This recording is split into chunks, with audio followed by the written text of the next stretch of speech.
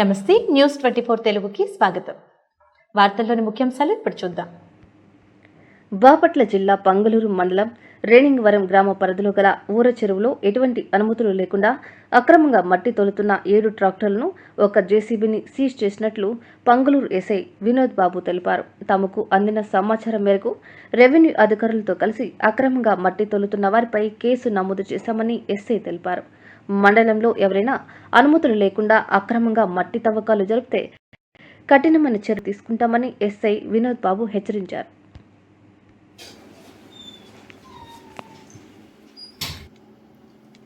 నిన్న రేణింగవరం ఊరిలోని చెరువు దగ్గర అక్రమంగా మట్టి తోలుతున్నారు, ప్రభుత్వ అనుమతులు లేవని తెలిసి రాబడిన సమాచారం మేరకు రెవెన్యూ వాళ్ళకి ఇన్ఫామ్ చేసి రెవెన్యూ వాళ్ళ సహాయంతో మేము అక్కడికి వెళ్ళగా అక్రమంగా మట్టిని రవాణా చేస్తున్నారు.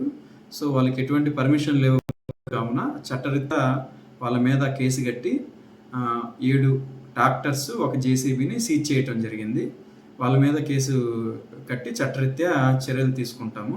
అదేవిధంగా జేపంగులూరు మండలంలో ఎవరైనా సరే అనుమతులు లేకుండా అక్రమంగా మట్టిని కానీ ఇసుకని కానీ ఇలా ఏమన్నా తరలిస్తే వాటి మీద కఠిన చర్యలు తీసుకోబడతాయి. అలాగే చట్టరీత్యా వాళ్ళు బాధ్యతలు అవుతారు.